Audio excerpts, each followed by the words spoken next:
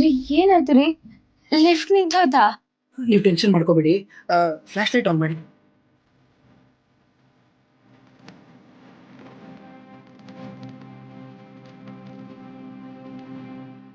ಇವಾಗ emergency number ಅಂತ ಇರಬೇಕು. ಹಾಗೆ ಹಿಡ್ಕೊಳ್ಳಿ.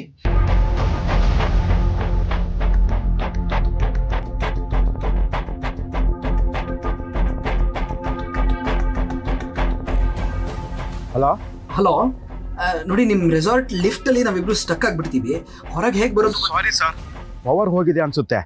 ಪವರ್ ಹೋಗಿದ್ರೇನ್ರಿ? ಬ್ಯಾಕಪ್ ಜನರೇಟರ್ ಇರುತ್ತಲ್ಲ, ಆನ್ ಮಾಡಿ. ಸರ್ ಅದು ಬ್ಯಾಕಪ್ ತಗೊಳ್ತಾ ಇಲ್ಲ. ಇನ್ನೊಂದು ಸ್ವಲ್ಪ ಹೊತ್ತು ಏನಾಗಿದೆ ಅಂತ ನೋಡಿ ಆದಷ್ಟು ಬೇಗ ರಿಪೇರಿ ಮಾಡಿಸ್ಬಿಡ್ತೀನಿ ಸರ್. ಅಲ್ರಿ, ನೀವು ರಿಪೇರಿ ಮಾಡಿಸೋವರೆಗೂ ನಾವು ಇಲ್ಲಿ ಒಳಗೆ ಕೊಳಿತಾ ಇರೋಕ್ಕಾಗತ್ತಾ? ಅಲ್ಲ, ಇಷ್ಟು ದೊಡ್ಡ ರೆಸಾರ್ಟು ಅಂತೀರೋ ಒಂದು ಬ್ಯಾಕಪ್ ಜನರೇಟರ್ ಇಟ್ಕೋಬೇಕು ಅನ್ನೋ ಪರಿಜ್ಞಾನ ಬೇಡವಾ ನಿಮಗೆ? ಸಾರಿ ಸರ್, ನಮ್ಮಿಂದ ತಪ್ಪಾಗಿದೆ. ಸ್ವಲ್ಪ ಕೋಆಪ್ರೇಟ್ ಮಾಡಿ ಸರ್. ಇನ್ನೊಂದು ಸ್ವಲ್ಪ ಹೊತ್ತಲ್ಲೇ ಎಲ್ಲ ರೆಡಿ ಮಾಡಿಸ್ಬಿಡ್ತೀನಿ ಸರ್. ಸರಿ, ಆದಷ್ಟು ಬೇಗ ರೆಡಿ ಮಾಡಿಸಿ, ಇಲ್ಲ ಅಂದ್ರೆ ನಾನು ಬೇರೆ ಆಕ್ಷನ್ ತಗೋಬೇಕಾಗತ್ತೆ. ಜೀ, ಯಾಕೆ ಅಷ್ಟೊಂದು ಕೋಪ ಮಾಡ್ಕೋತಾ ಇದ್ದೀರಾ? ಅವ್ರಿಗೇನು ಹೀಗಾಗತ್ತೆ ಅಂತ ಗೊತ್ತಿರತ್ತೆ ಹೇಳಿ. ಅಲ್ಲ ಚಿನ್ನು ಮರಿ, ನಾವಿಬ್ರಿಗೆ ಸಿಕ್ಕಾಕೊಂಡಿದೀವಿ, ಪರವಾಗಿಲ್ಲ. ಮಕ್ಳಿರೋದು ಸಿಕ್ಕಾಕೊಂಡಿದ್ರೆ ಏನ್ ಗತಿ ಹೇಳಿ? ಇಷ್ಟು ದೊಡ್ಡ ರೆಸಾರ್ಟು ಅಂತಾರೆ, ಇಷ್ಟು ಫೆಸಿಲಿಟೀಸ್ ಇಟ್ಕೊಳ್ಬಾರ್ದು ಅವರು? ಸರಿ ಆಯ್ತು, ಇವಾಗ ಸರಿ ಮಾಡ್ತೀವಿ ಅಂತ ಹೇಳಿದಾರಲ್ಲ, ವೇಟ್ ಮಾಡೋಣ ಇರಿ, ನೀವು ಯೋಚನೆ ಮಾಡ್ಬಿಡಿ.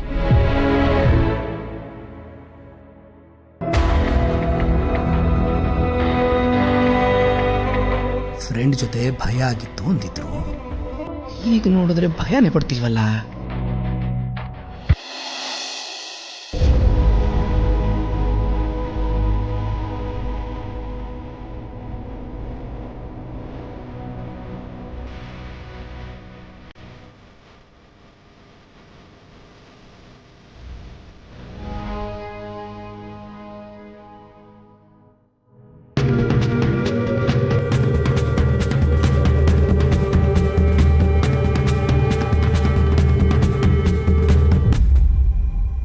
ನಾನು ಆ ಕಡೆ ನೋಡು.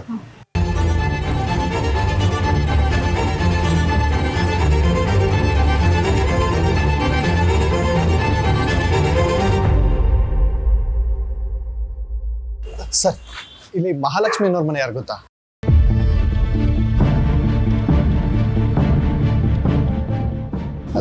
ಲೋ ವಿಶ್ವ, ಈ ಮನೆಯವ್ರಿಗೆ ಕೇಳಿದ್ರೆ ಎಲ್ಲರೂ ಆ ಅಡ್ರೆಸ್ ಗೊತ್ತಿಲ್ಲ ಅಂತ ಹೇಳ್ತಿದ್ದಾರೆ. ನನಗೆ ಯಾಕೋ ನಾವು ದಾರಿ ತಪ್ಪು ಬಂದ್ಬಿಟ್ಟಿದೀವಿ ಅನ್ಸ್ತಿದೆ ಕಣೋ. ಹಂಗೆಲ್ಲ ಏನಿಲ್ಲ ತಾನೋ, ಕಾಳಪ್ಪನವ್ರು ಹೇಳಿದ್ದಾರೆ ಅಂದ್ರೆ ಕರೆಕ್ಟ್ ಆಗಿ ಇರುತ್ತೆ, ಹುಡುಕ್ಬೇಕಷ್ಟೇ. ಅಲ್ಲ ಕಣೋ, ನಿಂಗೆ ಈ ತುಮಕೂರಲ್ಲಿ ಯಾರು ಪರಿಚಯ ಇರೋರಿಲ್ವಾ?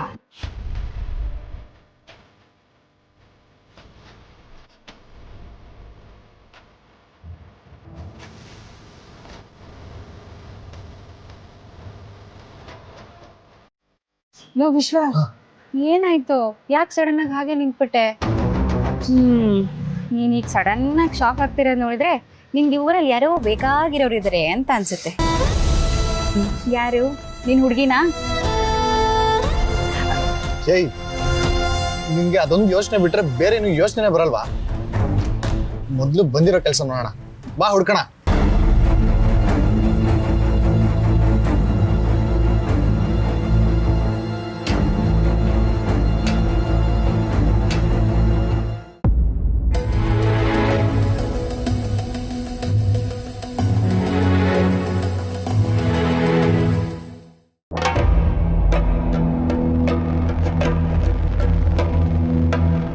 ಚಿನ್ನುಮರಿ, ನಿಮ್ಗೇನು ತೊಂದರೆ ಆಗ್ತಿಲ್ಲ ಅಲ್ವಾ? ಇಲ್ಲಪ್ಪ, ನಾನು ಆರಾಮಾಗಿದ್ದೀನಿ.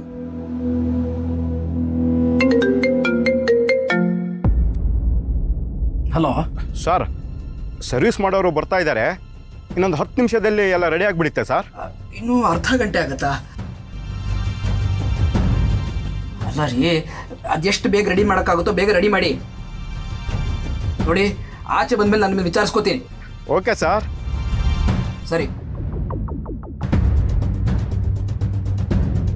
ಅಬ್ಬಾ, ಇನ್ನೊಂದು ಅರ್ಧ ಗಂಟೆ ನನಗೇನು ಕೆಲಸ ಇಲ್ಲ. ರೀ, ಯಾಕೆ ಇಷ್ಟು ರೈಸ್ ಆಗ್ತಿದ್ದೀರಾ? ನೀವು ಸ್ವಲ್ಪ ಕೂಲ್ ಆಗಿರಿ. ಅಲ್ಲ ಚಿನ್ನುಮರಿ, ಹೀಗೆ ಅರ್ಧ ಗಂಟೆ ಲಿಫ್ಟಲ್ಲಿ ಹೇಗಿರೋಕ್ಕಾಗತ್ತೆ ಹೇಳಿ? ನನಗಾಗಲೇ ಉಸಿರು ಕಟ್ತಂಗೆ ಆಗ್ತಿದೆ. ನಿಮಗೆ ಭಯನೇ ಆಗ್ತಾ ಇಲ್ವಾ? ಭಯನಾ? ಭಯ ಯಾಕೆ?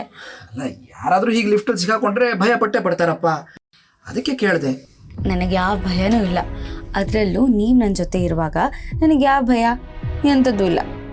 ಅಂದರೆ ನಾನು ನಿಮ್ಮ ಜೊತೆಲಿದ್ದರೆ ನಿಮಗೆ ಭಯನೇ ಆಗೋದಿಲ್ವಾ? ಖಂಡಿತ ಇಲ್ಲ ರೀ. ಬಹುಶಃ ಬೇರೆ ಯಾರಾದರೂ ಇವಾಗ ಇದ್ದಿದ್ರೆ ಭಯ ಆಗ್ತಿತ್ತೇನೋ, ಆದರೆ ನೀವಿದ್ದೀರಲ್ವಾ, ನನಗೆ ಯಾವ ಭಯನೂ ಇಲ್ಲ. ಅಲ್ಲ, ಮತ್ತೆ ಅವತ್ತು ಲಿಫ್ಟಲ್ಲಿ ಹೋದಾಗ ಭಯ ಆಗಿತ್ತು ಅಂತ ಹೇಳಿದ್ರಿ. ಅವತ್ತು ನೀವು ನನ್ನ ಪಕ್ಕದಲ್ಲಿ ಇರ್ಲಿಲ್ವಲ್ಲ? ನಿಮ್ಮ ಫ್ರೆಂಡ್ ಇದ್ನಲ್ಲ. ಅದು ಫ್ರೆಂಡು, ನೀವಲ್ಲ. ಯಾವತ್ತಿದ್ರು ಫ್ರೆಂಡೇ. ಆದರೆ ನೀವಿದ್ದೀರಲ್ಲ ಇವಾಗ, ನೀವು ನನಗೆ ಎಷ್ಟು ಧೈರ್ಯ ತುಂಬ್ತೀರಾ. ಏನು ಬಂದರೂ ನನಗೆ ಯಾವ ಭಯನೂ ಇಲ್ಲ. ಬರೀ ಒಂದು ದಿವಸ ಅಲ್ಲ, ಎಷ್ಟು ದಿವಸ ಬೇಕಾದರೂ ಇಲ್ಲಿರ್ತೀನಿ.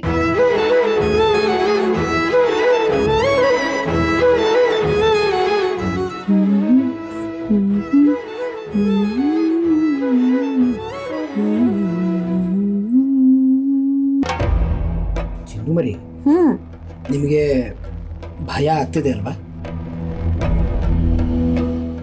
ಅದೇ ಮತ್ತೆ ಯಾಕ್ರಿ ನೀವು ಪದೇ ಪದೇ ಅದನ್ನೇ ಕೇಳ್ತಿದ್ದೀರಾ? ಹೇಳ್ದೆ ತಾನೇ ನಂಗೆ ಯಾವ ಭಯನೂ ಇಲ್ಲ ಅಂತ, ಮತ್ತೆ ಯಾಕೆ ಅದನ್ನೇ ಕೇಳ್ತಿದ್ದೀರಾ? ಅಲ್ಲ, ಹೀಗೆ ಲಿಫ್ಟ್ ಸ್ಟಕ್ ಆಗಿದ್ರೆ ಯಾರಿಗಾದ್ರೂ ಭಯ ಆಗತ್ತಪ್ಪ.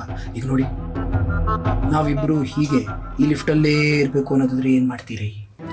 ಪರವಾಗಿಲ್ಲ ರೀ, ಇವಾಗಷ್ಟೇ ಹೇಳ್ದೆ ತಾನೆ, 2 ದಿವಸ ಬೇಕಾದರೂ ಆರಾಮಾಗಿ ನಿಮ್ಮ ಜೊತೆ ಇಲ್ಲೇ ಇರ್ತೀನಿ ನಾನು. ಸರಿ, ನಿಮಗೆ ಭಯ ಆಗ್ತಾ ಇದೆ, ಆದರೂ ತೋರಿಸ್ಕೊತಾ ಇಲ್ಲ ನೀವು. ಅಯ್ಯೋ ರಾಮ, ನೋಡಿ ನನ್ನ ಮೇಲೆ ಆಣೆ ಮಾಡಿ ಹೇಳ್ತಾ ಇದ್ದೀನಿ, ನನಗೆ ಯಾವ ಭಯನೂ ಇಲ್ಲ. ಗಂಡುಗಲಿ ರಾಮನ್ ಥರ ನೀವಿರುವಾಗ ನಾನು ಯಾಕೆ ಭಯ ಪಡ್ಲಿ? ನೀವು ಇಷ್ಟೊಂದು ಕೇಳ್ತಿದ್ದೀರಾ ಅಂದರೆ ನಿಮಗೆ ಭಯ ಆಗ್ತಿರ್ಬೇಕು. ಯಾಕ್ರಿ ಭಯ ಆಗ್ತಿದ್ಯಾ? ನನಗೆ ಯಾಕೆ ಭಯ ಆಗುತ್ತೆ? ಯಾವ ಭಯನೂ ಇಲ್ಲಪ್ಪ. ಮತ್ತೆ ಆರಾಮಾಗಿರಿ, ಅವ್ರು ಸರಿ ಮಾಡ್ತೀನಿ ಅಂತ ಹೇಳಿದಾರಲ್ಲ, ವೆಯ್ಟ್ ಮಾಡೋಣ. ನೀವು ಪದೇ ಪದೇ ಭಯ ಆಗ್ತಿದ್ಯಾ ಅಂತ ಕೇಳೋದನ್ನ ನಿಲ್ಲಿಸಿ. ನನಗೆ ಭಯ ಇಲ್ಲ, ಯಾವ ಭಯನೂ ಇಲ್ಲ, ಸರಿನಾ? ಛೇ, ಇವ್ರ ಬಗ್ಗೆ ನಾನೇ ತಪ್ಪಾಗಿ ತಿಳ್ಕೊಂಡ್ಬಿಟ್ಟೆ ಅಂತ ಅನ್ಸತ್ತೆ. ಅವತ್ತಾವತ್ತೋ ಭಯ ಪಟ್ರು ಅಂತ ಇವತ್ತು ಇಲ್ಲಿ ಕರ್ಕೊಂಡು ಬಂದ್ರೆ ಆರಾಮಾಗಿ ಇದಾರಲ್ಲ. ಇವ್ರ ಮಾತಲ್ಲೇ ಅರ್ಥ ಆಗ್ತಾ ಇದೆ ನನ್ನ ಇವರು ಎಷ್ಟು ನಂಬಿದ್ದಾರೆ ಅಂತ. ಇಂಥವ್ರ ಮೇಲೆ ಅನುಮಾನ ಪಟ್ಬಿಟ್ನಲ್ಲ, ನೋ ಜಯ ಅಂತ.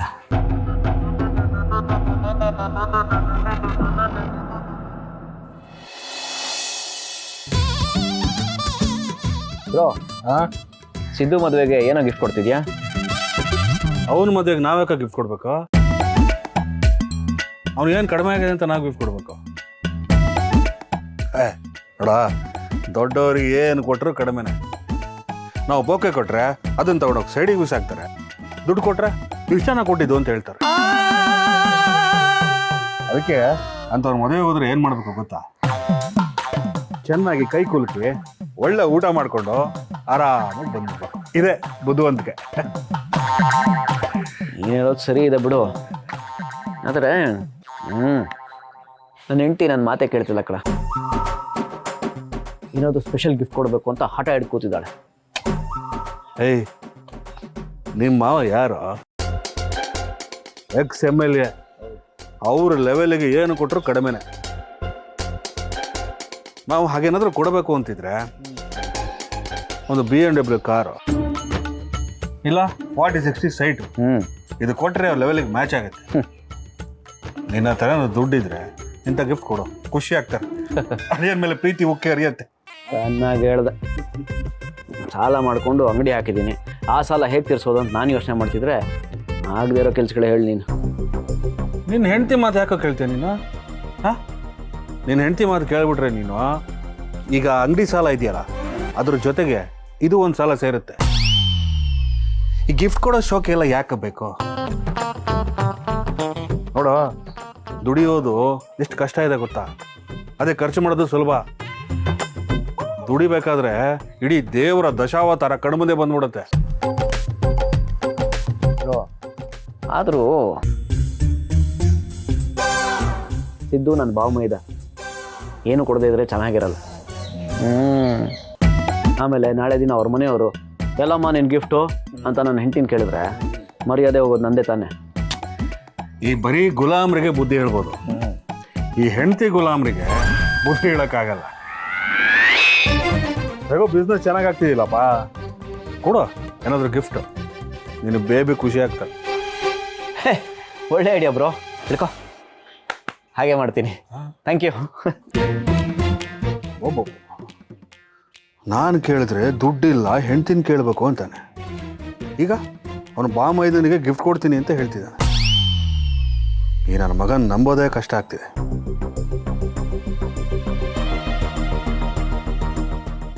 ಸಿಗರೇಟ್ ಸೇಲ್ ಕೊಟ್ಟಿ ಎಲ್ಲ ಖಾಲಿ ಮಾಡಿ. ಅಮ್ಮೋರೆ, ಅಮ್ಮೋರೆ, ಏನ್ ರಾಧಾ? ಕೆಲಸ ಎಲ್ಲ ಮುಗೀತು ಅಮ್ಮೋರೆ. ಆಯ್ತಾ, ಸರಿ ನೀನು ಹೊರಡು. ಅಮ್ಮೋರೆ, ಏನ್ ರಾಧಾ, ಏನೋ ಕೇಳಬೇಕು ಅನ್ಕೊಂಡಿದ್ಯಾ? ಕೇಳು. ನನ್ನ ಮಗಿಗೆ ಸ್ಕೂಲ್ ಫೀಸ್ ಕಟ್ಟಬೇಕಿತ್ತು, ಅದಕ್ಕೆ ಸ್ವಲ್ಪ ದುಡ್ಡು ಬೇಕಿತ್ತು. ಬೇಕಿದ್ರೆ ನನ್ನ ಸಂಬಳದಲ್ಲಿ ಇಟ್ಕೊಳ್ಳಿ. ಆಯ್ತಾಯ್ತು, ತಂದ್ಕೊಡ್ತೀನಿ ಇರು.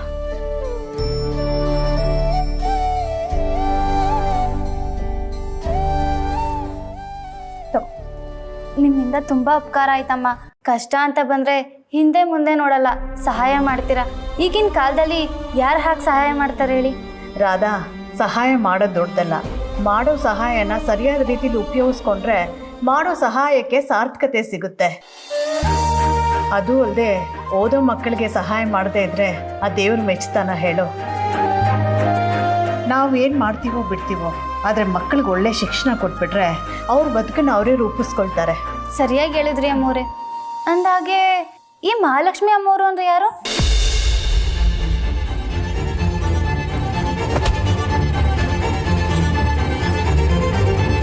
ಯಾಕೆ ಕೇಳ್ತಾ ಇದೆಯಾ? ನಿನಗೆ ಗೊತ್ತೋ ಆ ಹೆಸರು? ಅಯ್ಯೋ, ಅದೆಲ್ಲ ನಂಗೆಲ್ಲಿ ಗೊತ್ತಿರ್ತದಮ್ಮ. ನಿಮ್ಮ ಮಗ ಮತ್ತೆ ನಿಮ್ಮ ಅಣ್ಣನ ಮಗಳಿದಾರಲ್ಲ, ಅವ್ರು ನನ್ನ ಹತ್ರ ಬಂದು ಮಹಾಲಕ್ಷ್ಮಿ ಅನ್ನೋರು ನಿಂಗೆ ಗೊತ್ತಾ ಅಂತ ಕೇಳಿದ್ರು. ಅದೆಲ್ಲ ನಂಗೆಲ್ಲಿ ಗೊತ್ತಿದೆ, ಗೊತ್ತಿಲ್ಲ ಅಂತ ಹೇಳ್ದೆ. ಅಂದ ಹಾಗೆ ಅವರಿಬ್ರು ಯಾಕೆ ಅವರು ನೋಡ್ತಿದ್ದಾರೆ?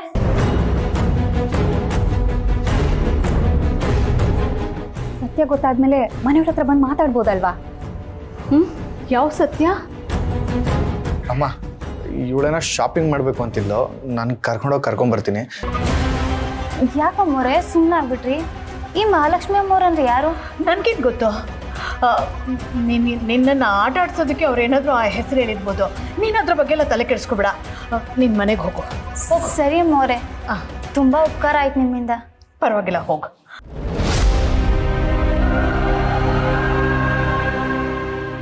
ಏನಪ್ಪ ಇದು? ವಿಶ್ವನ್ಗೆ ಲಕ್ಷ್ಮಿ ಬಗ್ಗೆ ಹೇಗೆ ಗೊತ್ತಾಯ್ತು? ಅವನೇನಾದ್ರೂ ಅವಳನ್ನ ಹುಡ್ಕೊಂಡು ಹೋಗಿದ್ದಾನ? ಅವಳಿರೋದೇನಾದರೂ ಗೊತ್ತಾದರೆ ಅವನು ಕೇಳೋ ಪ್ರಶ್ನೆಗೆ ಏನು ಉತ್ತರ ಕೊಡೋದು? ಇಷ್ಟು ವರ್ಷ ರಹಸ್ಯವಾಗಿ ಇಟ್ಕೊಂಡು ಬಂದಿದ್ದನ್ನ ಹೇಳಿದ್ರೆ ಅವನು ತಡ್ಕೋತಾನ? ಇಲ್ಲ, ಅದಾಗಬಾರ್ದು. ಇದನ್ನು ತಡಿಲೇಬೇಕು.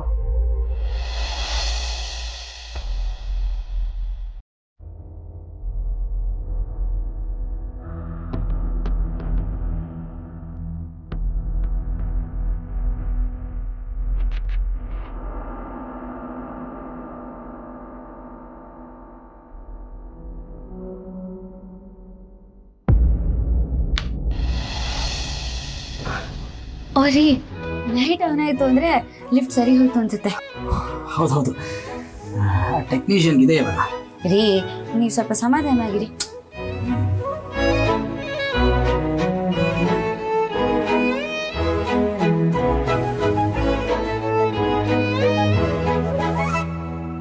ಸಾರಿ ಸರ್, ನಮ್ಮಿಂದ ನಿಮ್ಗೆ ತೊಂದರೆ ಆಯ್ತು. ಅಲ್ರಿ, ಎಲ್ಲ ಆದ್ಮೇಲೆ ಸಾರಿ ಕೇಳಿದ್ರೆ ಏನು ಉಪಯೋಗ ಆಯ್ತು?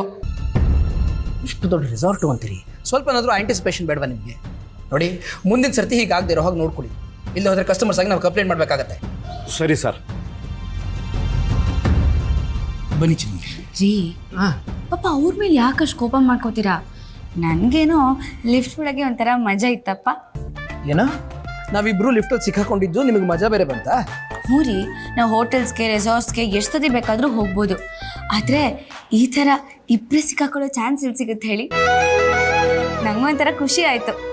ಈ ಮೊಮೆಂಟ್ನ ನನ್ನ ಲೈಫಲ್ಲಿ ಮರೆಯಲ್ಲ. ನೀವು ಹೇಳ್ತಿರೋದು ಒಂದು ರೀತಿಲಿ ಸರಿ ಚಿನ್ನು ಮರಿ. ಈ ಮೊಮೆಂಟ್ಸ್ನ ನಾನು ಮರೆಯೋದು. ರೀ, ಆದರೂ ನೀವು ಲಿಫ್ಟ್ ಒಳಗೆ ಭಯ ಪಟ್ಕೊಂಡಾಗಿತ್ತಲ್ಲ, ನಿಮಗೆ ಕತ್ಲೆ ಅಂದರೆ ಭಯನಾ? ಚಿನ್ನು ಮರಿ, ಲಿಫ್ಟ್ ಒಳಗೆ ನನಗೆ ಭಯ ಆಗಿದ್ದು ನಿಜಾನೇ. ಆದರೆ ಭಯ ಆಗಿದ್ದು ನನಗೋಸ್ಕರ ಅಲ್ಲ, ನಿಮಗೋಸ್ಕರ. ಎಲ್ಲಿ ನಿಮ್ಗೇನಾದರೂ ತೊಂದರೆ ಆಗ್ಬಿಡುತ್ತೋ, ಹೆಚ್ಚು ಕಮ್ಮಿ ಆಗ್ಬಿಡುತ್ತೋ ಅಂತ ಯೋಚನೆ ಆಗಿತ್ತಷ್ಟೆ. ಈಗ ನೋಡಿ, ನೀವು ನಗ್ನಗ್ತಾ ಇದ್ದೀರಲ್ಲ, ಖುಷಿಯಾಗಿದ್ದೀರಲ್ಲ ನಂಗೆ ಅಷ್ಟು ಸಾಕು. ಎಷ್ಟು ಪ್ರೀತಿಸ್ತೀರಾ ನೀವು ನನ್ನ. ನಿಮ್ಮ ಪ್ರೀತಿಗೆ ಬೆಲೆ ಕಟ್ಟೋಕೆ ಆಗಲ್ಲ. ನೀವು ನನ್ನ ಜೊತೆ ಇದ್ದೀರಲ್ಲ, ಹಾಗಿದ್ಮೇಲೆ ನನ್ನ ಪ್ರೀತಿಗೆ ಬೆಲೆ ಕಟ್ಟಿದಾಗ ಆಯ್ತಲ್ಲ. ಹಾಗಿದ್ರೆ ಬನ್ನಿ ಮತ್ತೆ ಲಿಫ್ಟ್ ಒಳಗೆ ಹೋಗೋಣ. ಅಯ್ಯೋ ಬೇಡ ಬೇಡ, ಬನ್ನಿ ಸ್ವಿಮ್ಮಿಂಗ್ ಪೂಲ್ ಹತ್ರ ರಿಲ್ಯಾಕ್ಸ್ ಮಾಡಿ.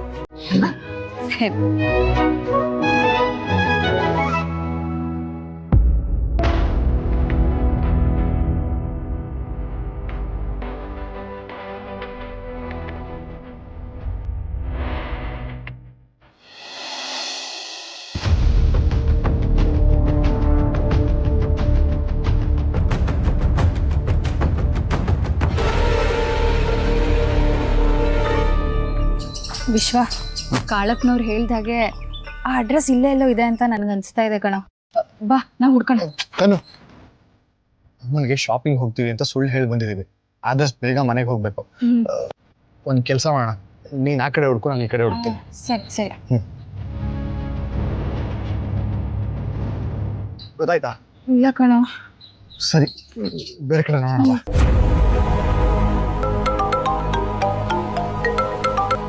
ಅಮ್ಮ ಕಾಲ್ ಮಾಡ್ತಿದ್ದಾರೆ. ಏನಂತ ಹೇಳೋದು? ಹೊರಗಡೆ ಬಂದಿದ್ದೀವಿ ಅಂತ ಹೇಳು. ಹಲೋ ಅಮ್ಮ, ಹೇಳ್ಮ. ವಿಶ್ವ, ಈಗ ನೀನ್ ಎಲ್ಲಿದ್ಯಾ? ಅಮ್ಮ ಹೇಳಿದ್ನಲ್ಲ, ಶಾಪಿಂಗ್ ಬಂದಿದ್ದೀವಿ ಅಂತ. ಹೊರಗಡೆ ಇದ್ದೀವಿ. ನೋಡು, ನೀನ್ ಎಲ್ಲಿದ್ಯೋ ನನಗೆ ಗೊತ್ತಿಲ್ಲ, ಆದ್ರೆ ಈಗಿಂದೀಗ್ಲೇ ತನ್ನನ್ ಕರ್ಕೊಂಡು ವಾಪಸ್ ಮನೆಗೆ ಬಾ.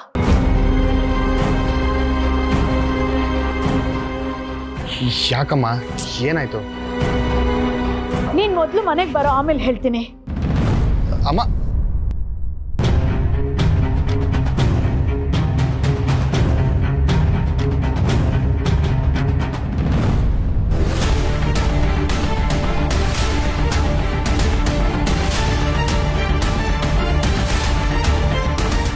ತನು,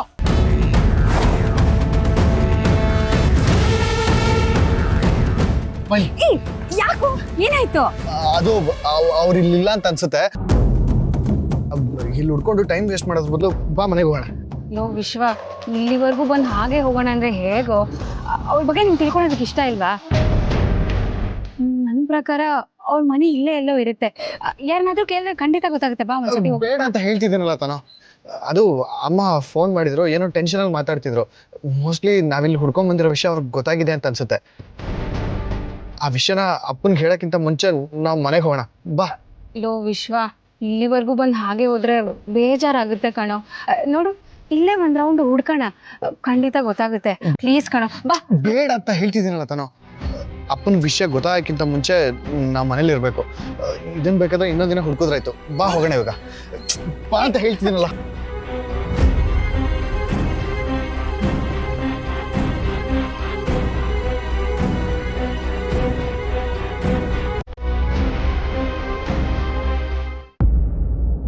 ಚಿನ್ನುಮರಿ, ಒಂದು ಲೋಟ ನೀರು ಕೊಡ್ತೀರಾ?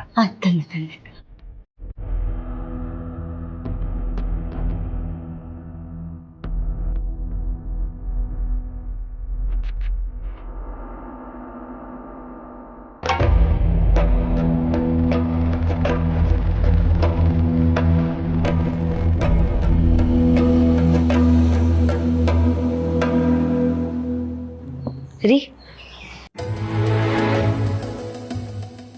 ರೀ ತಗೊಳ್ಳಿ.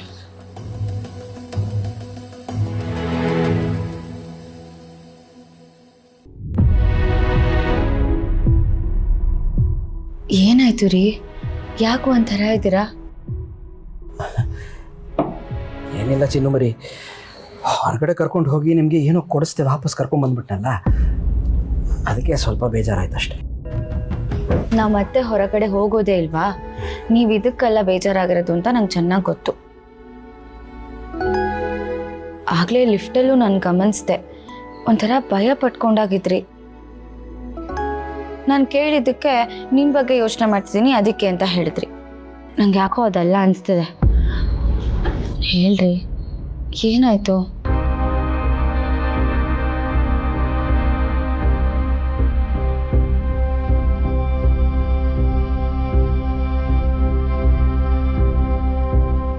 ಚಿನ್ನಮರಿ, ನನಗೆ ಕತ್ಲೆ ಅಂದರೆ ಭಯ.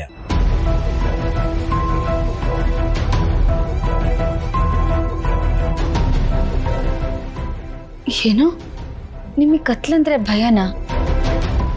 ಯಾಕೆ ಭಯ ರೀ?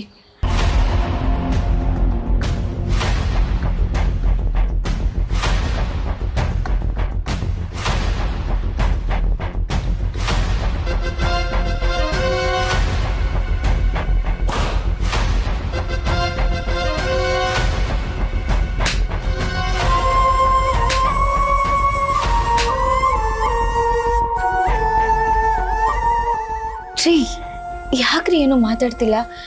ಯಾಕೆ ನಿಮಗೆ ಕತ್ಲಂದ್ರೆ ಭಯ ಹೇಳಿ? ಏನಿಲ್ಲ ಚಿನ್ನಮರಿ, ಚಿಕ್ಕ ವಯಸ್ಸಿನಲ್ಲಿ ಈ ಭಯ ಅನ್ನೋದು ಶುರುವಾಯಿತು ನನಗೆ.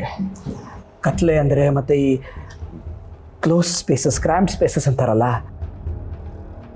ಕ್ಲಾಸ್ಟ್ರೋಫೋಬಿಯಾ ಅಂತಾರೆ, ಆ ಜಾಗಗಳಿದ್ರೆ ಭಯ ಆಗುತ್ತೆ.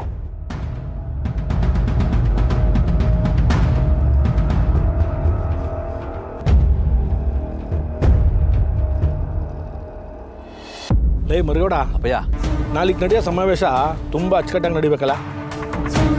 ನೀನು ಸಿದ್ದೇಗೌಡ ಇಬ್ಬರು ನಿಂತ್ಕೊಂಡು ಅಚ್ಚುಕಟ್ಟಾಗಿ ನೋಡ್ಕೋಬೇಕನ್ನ. ಆಯ್ತಪ್ಪಯ್ಯ. ಎಲ್ಲ ಅವ್ನು ಪಿಯ ಅವನು ನಾಳೆಗೆಲ್ಲ ವ್ಯವಸ್ಥೆ ಮಾಡಕ್ಕೆ ಹೋಗೋನು ಕಣಪ್ಪಯ್ಯ. ಅಲ್ಲಪ್ಪಯ್ಯ, ಈಗ ನಾಳೆಗೆ ಬರೋರಿಗೆಲ್ಲ ಫೋನ್ ಮಾಡಿ ಹೇಳಿದ್ದೀರಾ? ಎಲ್ರಿಗೂ ಹೇಳಿಬೇಕಲ್ಲ, ಆ ಬೀಗರ್ಗೊಂದು ಫೋನ್ ಮಾಡ್ಬೇಕಾಟಯ್ಯ.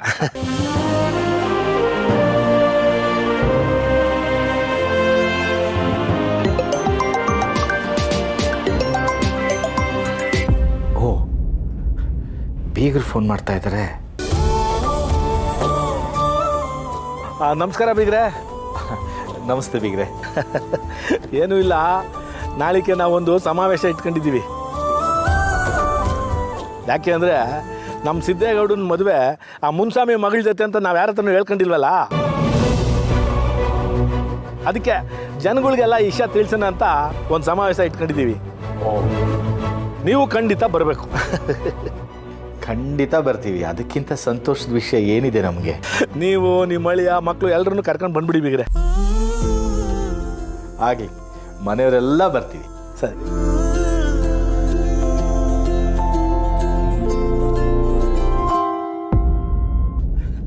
ಅಲ್ಲಪ್ಪಯ್ಯ, ಈ ರಾಜಕೀಯದ ಫಂಕ್ಷನ್ಗೆ ಅವ್ರನ್ನೆಲ್ಲ ಕರೆಯೋ ಅವಶ್ಯಕತೆ ಇತ್ತೆ ಅಂತ. ಲೇ ದಡ್ಡ, ಎಲ್ಲರಿಂದನೂ ಏನಾದರೂ ಒಂಥರ ಉಪಯೋಗ ಆಗ್ತದೆ ಅಂತ ಗೊತ್ತು ತಾನೆ.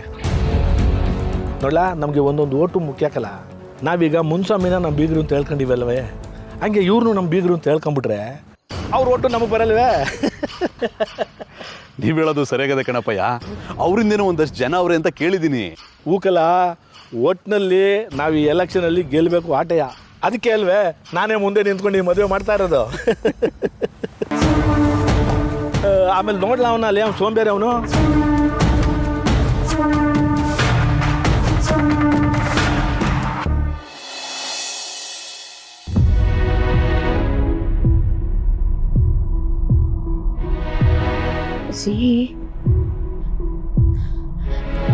ರೀ ನಿಂತ್ಕೊಳ್ಳಿ.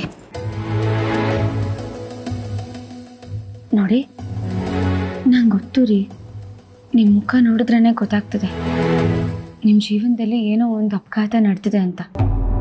ಆದರೆ ಇವಾಗ ನಾನು ಮತ್ತೆ ಮತ್ತೆ ಅದನ್ನು ಕೆತ್ಕಿ ನಿಮ್ಗಿನ್ನೂ ಬೇಜಾರು ಮಾಡ್ಸೋಕ್ಕೆ ಇಷ್ಟ ಇಲ್ಲ. ಆಗಿದ್ದನ್ನೆಲ್ಲ ಮರ್ತ್ಬಿಡಿ. ಈಗ ನಾನಿದ್ದೀನಲ್ಲ, ನಾವು ಖುಷಿಯಾಗಿರೋಣ. ಅದೊಂದೇ ನನಗಿರೋ ಸಾಂತ್ವನ ಚಿನ್ನಮರಿ. ನೀವು ನನ್ನ ಜೀವನಕ್ಕೆ ಬರದೇ ಹೋಗಿದ್ದಿದ್ರೆ ನಾನಾಗಿರ್ತಿರ್ಲಿಲ್ಲ ಅಂತ ಅನ್ಸುತ್ತೆ. ನೀವು ಯಾಕೆ ಹಾಗೆ ಅನ್ಕೋತಾ ಇದ್ದೀರಾ? ನೀವೇ ಹೇಳ್ತಿರ್ತೀರ ತಾನೆ, ಇದು ನಮ್ಮ ಪ್ರಪಂಚ, ಇಲ್ಲಿ ನಾವಿಬ್ಬರೇ ಬೇರೆ ಯಾರಿಗೂ ಜಾಗ ಇಲ್ಲ ಅಂತ. ಅದು ಹಾಗೇನೆ, ಈ ಪ್ರಪಂಚದಲ್ಲಿ ಆಗಿರೋ ನೆನಪುಗಳನ್ನೆಲ್ಲ ಮರ್ತ್ಬಿಡೋಣ. ಮುಂದೆ ಆಗೋದ್ರ ಬಗ್ಗೆ ಯೋಚನೆ ಮಾಡೋಣ. ಆದರೆ ಹಳೆ ನೆನಪುಗಳನ್ನು ಮರೆಯೋದು ಅಷ್ಟೊಂದು ಸುಲಭ ಅಲ್ಲ ಚಿನ್ನಮರಿ. ಕೆಲವು ನೆನಪುಗಳು ಮರೆಯೋಕ್ಕೆ ಎಷ್ಟು ಪ್ರಯತ್ನ ಪಟ್ಟರು ಮತ್ತೆ ಮತ್ತೆ ಮರುಕಳಿಸ್ತಾನೆ ಇರುತ್ತವೆ. ಅದನ್ನು ಇನ್ನೊಬ್ಬರ ಹತ್ರ ಹೇಳ್ಕೊಳಕ್ಕೂ ಆಗಲ್ಲ, ನಮ್ಮ ಮನಸ್ಸಿನಲ್ಲೇ ಮುಚ್ಚಿಟ್ಕೊಳ್ಳೋಕ್ಕೂ ಆಗಲ್ಲ. ಥರ ಸಂಕಟ. ನಂಗೆ ಅರ್ಥ ಆಗುತ್ತೆ ರೀ, ನೀವು ಪ್ಲೀಸ್ ಯೋಚನೆ ಮಾಡಬೇಡಿ. ಕಾಲನೇ ಎಲ್ಲದನ್ನು ಸರಿ ಮಾಡುತ್ತೆ. ಈಗ ನೋಡಿ, ಒಂಟಿಯಾಗಿದ್ದು ನಿಮ್ಮ ಬದುಕಿಗೆ ನಾನು ಬಂದಿಲ್ವಾ? ಹಾಗಿದ್ಮೇಲೆ ಆ ನೆನಪುಗಳನ್ನೆಲ್ಲ ಮರೆಯೋಕ್ಕೆ ಎಷ್ಟು ಕಷ್ಟನಾ ಹೇಳಿ? ಇಲ್ಲ ಚಿನ್ನಮರಿ, ನೀವಿಷ್ಟು ಹೇಳಿದ ಮೇಲೆ ಇನ್ಮೇಲೆ ನಾನು ಈ ಥರ ಯೋಚನೆಗಳು ಮಾಡೋದಿಲ್ಲ. ಖುಷಿಯಾಗಿರ್ತೀನಿ. ಓಕೆ? ಅಪ್ಪ ಅಮ್ಮ ಇಲ್ಲದೆ ಒಂಟಿಯಾಗಿ ಬೆಳೆದಿದ್ದೀರ, ಇಷ್ಟೆಲ್ಲ ಸಾಧನೆ ಮಾಡಿದ್ದೀರ.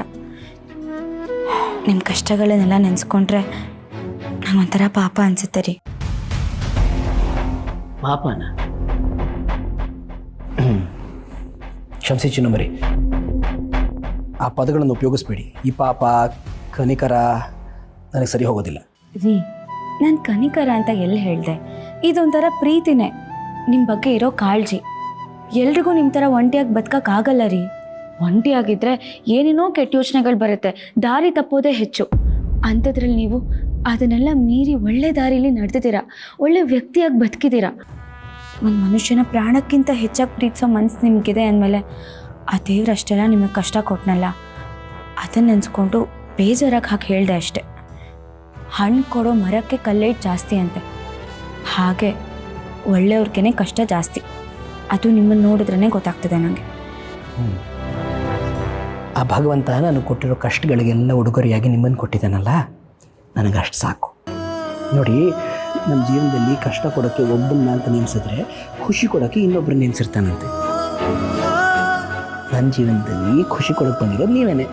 ನೀವು ನನ್ನ ಜೊತೆ ಇರೋವರೆಗೂ ನಾನು ಖುಷಿನ ಯಾರಿಂದನೂ ಕಿತ್ಕೊಳ್ಳೋಕ್ಕಾಗಲ್ಲ.